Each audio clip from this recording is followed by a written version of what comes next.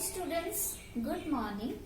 आज के इस वीडियो में हम ग्रामर पढ़ेंगे और ग्रामर में आज का टॉपिक है एडवर्ब, जो कि हमारा कंटिन्यूस चैप्टर है। प्रीवियस चैप्टर में हम लोगों ने टाइप्स ऑफ एडवर्ब देखे थे और आज जो हम सीखने वाले हैं वो है फॉर्मेशन ऑफ एडवर्ब।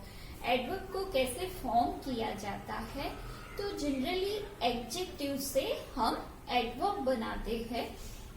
तो most adverb of manner are form from adjective. Adjective में से हम एडवर्ब फॉर्म करते हैं और जनरली एडवर्ब ऑफ मैनर जो होता है वो उसको फॉर्म करके उसका क्या बनता है, एडजेक्टिव बनता है। तो most adjectives can be change to adverb by adding ly। तो मोस्टली जो भी एडवर्ब है वो कैसे चेंज होते हैं, पीछे ly लगाने से वो क्या बनते हैं, एडवर्ब बनते हैं। यहाँ पे वार्म जो है वो वन टाइप ऑफ एडजेक्टिव है। द डे इज वार्म, या तो टुडे इज वार्म डे। तो डे कैसा है, वार्म। तो वार्म क्या है, एडजेक्टिव बनता है हमारा। एडजेक्टिव के पीछे ly लगाने से एडवर्ब बनता है वार्मली। सिंसियर, तो सिंसियरली सीधा उसके पीछे ly लग जाता है, किसमें, एडवर्ब ऑफ मैनर, बराबर। तो यहाँ पे the girl is very sincerely work कैसा आता है, तो यहाँ जो सिंसियरली है वो एडवर्ब ऑफ मैनर है। फिर यहाँ है क्वाइट, तो उसका होगा क्वाइटली। अब जो आपका थर्ड है तो वो क्या है, when the adjective ends in, ADJ का मतलब adjective. When the adjective ends in y preceded by a consonant, जो एडजेक्टिव के पीछे y होता है और उसको उसके आगे उसका जो प्रेसिडेंट अल्फाबेट है वो कॉन्सोनेंट होता है, then the y is changed to I। y का बन जाता है I and उसके पीछे लग जाता है L y। वो कैसे, सपोज यहाँ है प्रीटी, तो ये है y, लेकिन y के आगे का जो लेटर है वो है t, जो कि एक कॉन्सोनेंट है। जब y होता है और उसके आगे का जो लेटर है वो कॉन्सोनेंट होता है तो y का बन जाता है I और उसके पीछे लग जाता है L y। तो प्रीटी का होगा प्रिटिली, स्टेडी का होगा स्टेडीली। तो y का बन जाता है I और एड ly जब y के आगे होता है कॉन्सोनेंट। तो वोवेल तो आपको पता है, वोवेल कॉन्सोनेंट वोवेल 5 है, ए ई आई ओ यू, और उसके अलावा जितने भी अल्फाबेट है वो सारे कॉन्सोनेंट है। अब जो है तो वो है when the adjective ends in ly, ऐसे एडजेक्टिव कि जिसके पीछे le लगा हो, the le is change to ly। le निकल कर उसका बन जाता है ly। तो क्या होता है, पॉसिबल, तो उसका जो e है वो निकल के लग जाता है y, ई निकल के लग जाता है y। Possibly, possible, possibly, able, ably, ably, gentle, gently, gentle, gently. तो जब ऐसे एडजेक्टिव हो जिसके पीछे le हो तो le का बन जाता है ly, मतलब कि e निकल के y लग जाता है। अब जो है वो है when the adjective ends in ic, ऐसे एडजेक्टिव जिसके पीछे ic लगा हो तो उस टाइम पे we add double L Y. Basic, basically, तो ये जो बेसिक है पूरा, तो ये है बेसिक और उसके पीछे क्या ऐड होता है, a double L Y, basically. ऐसे एडजेक्टिव जिसके पीछे आई सी हो, ऐसे एडजेक्टिव के पीछे हम सीधा ए डबल एल वाई लगाते हैं। Basical, basic, basically, scientific, scientifically. यहाँ आईसी है तो हम लोगों ने A double L Y add किया है। अब some adverb and adjectives have the same form but are use differently. देखा जाए तो दोनों सेम ही लगते हैं वर्ड से, लेकिन दोनों का वर्क फंक्शन अलग अलग है। यहाँ पे देखो, वी नीड फास्ट बॉलर, तो बॉलर है लेकिन कैसा, फास्ट। तो यहाँ पे फास्ट क्या है, एडजेक्टिव है, लेकिन यहाँ पे देखो ही बॉल्स फास्ट। कैसे वो बॉलिंग करता है, कैसे बॉलिंग तो वो फास्ट बॉलिंग करता है, ही बॉल्स फास्ट। तो यहाँ जो बॉलिंग करने का एक्शन है वो कैसे मैनर करता है, तो फास्टली। तो यहाँ पे फास्ट जो है वो एक एडवर्ब है। तो दोनों जगह फास्ट का ही यूज हुआ है, लेकिन एक जगह पर वो एडवर्ब है और दूसरी जगह पर वो एडजेक्टिव है। वी मस्ट बी क्विक, हमें क्विकली मतलब जल्दी काम करना चाहिए, वी मस्ट बी क्विक। तो यहाँ पे ये जो फंक्शन है, ये जो वर्ब है, तो यहाँ एडवर्ब क्या है, क्विक। तो यहाँ पे क्विक कैसे यूज होता है, the smart child gave a quick reply. Reply कैसा, क्विक। तो यहाँ पे जो क्विक है वो एडजेक्टिव है और यहाँ पे जो क्विक है वो एडवर्ब है। तो एक ही वर्ड कभी एडजेक्टिव के लिए यूज होता है और दूसरा एडवर्ब के लिए यूज होता है। तो ये जो पॉइंट है वो आपको सारी पॉइंट्स याद रखना है। अब हम इसके रिलेटेड जो एक्सरसाइज है वो करेंगे।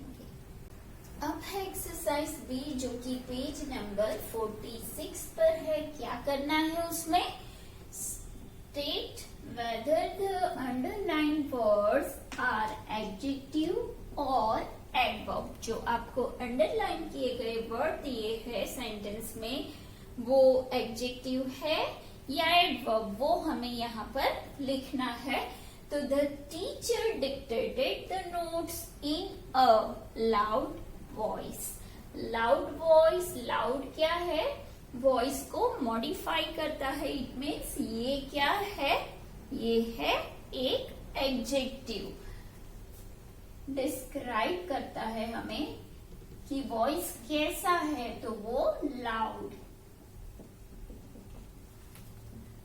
जब कोई वर्ब को मॉडिफाई करता है तो उसे हम एडवर्ब कहते हैं। अभी यहाँ पे देखो, और एडजेक्टिव जनरली क्या होगा, उसके आगे ही होगा, जो वर्ड है उसके आगे ही होगा, दोनों साथ में ही रहते हैं। एडजेक्टिव जो है वो वर्ड को हमेशा डिस्क्राइब करता है, तो उसके आगे ही रहता है।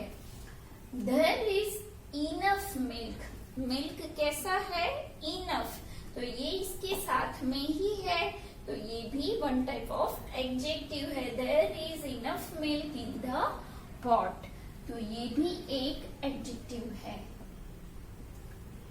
अब third, he visits her mother daily. तो ये जो विजिट है वर्ब, उसको मॉडिफाई कौन करता है, डेली। ये टाइम पीरियड दिखाता है हमें, एडवर्ब ऑफ टाइम है ये। तो यहाँ पर ये है एडवर्ब। वी मतलब वर्ब और जे मतलब adjective. I have worked enough for a day. देखो दोनों जगह पर इनफ है। इनफ मिल्क, तो ये एडजेक्टिव बना, लेकिन I have worked enough for a day, तो यहाँ पे जो इनफ है वो क्या है, एडवर्ब, क्योंकि वो वर्ब को मॉडिफाई करता है। वर्ब है हैव वर्ब। तो इनफ क्या दिखाता है? क्वांटिटी, फ्रीक्वेंसी दिखाता है। तो ये है adverb. Now fifth, the early riser enjoys a longer day. जो अर्ली राइजर होते हैं, राइजर मगर कैसे? Early riser enjoys a longer day. तो वो राइजर को डिस्क्राइब करता है। कैसे राइजर? Early riser. तो यहाँ पे ये है adjective.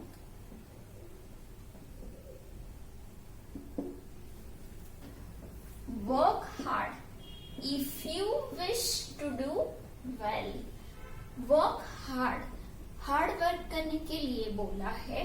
Work hard if you wish to do well, अच्छा करना चाहते हो तो मेहनत करो। तो यहाँ पे हार्ड जो है वो वर्क के बाद आया है। तो वर्क को मॉडिफाई करना है। वर्क कैसा करना है? हार्ड करना है। Work hard if you wish to do well. तो ये भी एक एडवर्ब ही है। And last, the politician spoke loudly. कैसे बोलता है? लाउडली। अभी हम लोगों ने सीखा कि एडजेक्टिव के पीछे ly लगता है।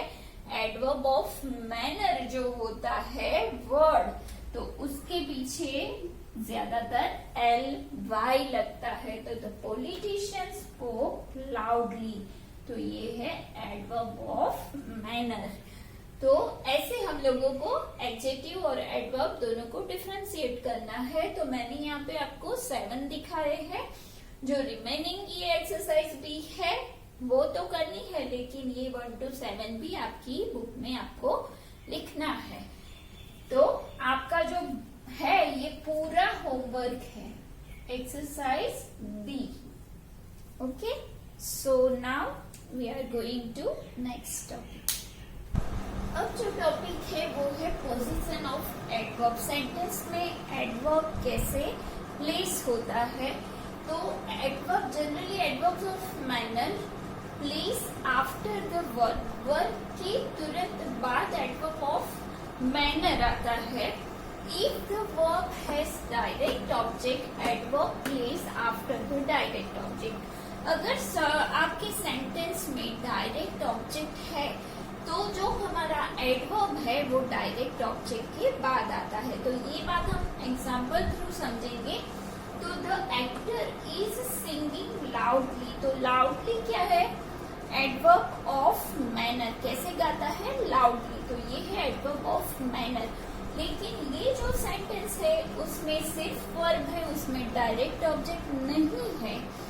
जहाँ पे whom और what का आंसर नहीं मिलता है, तो the actor is singing, how का यूज या whom या what का यहाँ आंसर नहीं मिलता। इसका मतलब यहाँ डायरेक्ट ऑब्जेक्ट नहीं है। तो यहाँ पे the actor is singing loudly.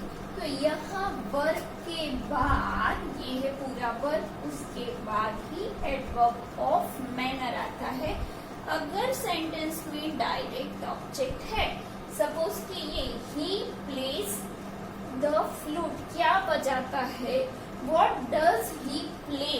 तो वो क्या बजाता है? फ्लूट। तो ये है सब्जेक्ट और ये फ्लूट जो है वो है ऑब्जेक्ट और वो है डायरेक्ट ऑब्जेक्ट जो हमें व्हाट का आंसर देता है, वो है डायरेक्ट ऑब्जेक्ट। तो he plays the flute well. कैसे बजाता है? एडवर्ब ऑफ मैनर, वेल, अच्छा बजाता है। तो जब डायरेक्ट ऑब्जेक्ट है सेंटेंस में, उस टाइम पर adverb of manner direct object के बाद आता है। अगर नहीं है तो वर्ब के तुरंत बाद आता है। यही बात इसमें है। तो इसके जैसा बिल्कुल same adverb of place and adverb of time, उसमें भी यही रूल होता है कि adverb of place and adverb of time are place after the verb. Adverb of time and adverb of place में भी वर्ब के बाद ही एडवर्ब आता है, लेकिन सेंटेंस में अगर आपका डायरेक्ट ऑब्जेक्ट है, जो हमने यहाँ पे बताया कि व्हाट का जो आंसर देता है तो वो डायरेक्ट ऑब्जेक्ट है, तो उस टाइम पे adverb of place and adverb of time भी उसके डायरेक्ट ऑब्जेक्ट के बाद आता है। तो यहाँ पे देखो, इट स्नोड यस्टरडे, तो ये क्या है, टाइम है, एडवर्ब ऑफ टाइम है, लेकिन यहाँ पर डायरेक्ट ऑब्जेक्ट नहीं है, सिर्फ इट स्नोड यस्टरडे। ठीक है, अब ये जो दूसरा सेंटेंस है उसमें क्या है, पुट द चेयर, तो क्या हमें रखना है, चेयर्स। तो यहाँ पे चेयर क्या हुआ, हमारा ऑब्जेक्ट है, डायरेक्ट ऑब्जेक्ट। क्या रखना है, व्हाट का आंसर मिलता है जो है चेयर। तो उस टाइम पे जो आपका देयर मतलब प्लेस, एडवर्ब ऑफ प्लेस है जो डायरेक्ट ऑब्जेक्ट के बाद आता है। तो तीनों में रूल एक ही लागू होता है कि अगर डायरेक्ट ऑब्जेक्ट नहीं है तो वर्ब के तुरंत बाद आता है, और अगर डायरेक्ट ऑब्जेक्ट है तो ऑब्जेक्ट के तुरंत बाद adverb of manner, adverb of time and adverb of place आता है। तो आज के लिए बस इतना। कल की वीडियो में हम वापस ये कंटिन्यू करेंगे। अभी भी आपका थोड़ा चैप्टर बाकी है, तो वो हम अगले वीडियो में कंप्लीट करेंगे। और आज जो भी मैंने यहाँ पे कराया है वो नोट्स बनानी है, और पूरी एक्सरसाइज भी आपको होमवर्क में करनी है। वापस हम कल मिलेंगे। Till then bye bye.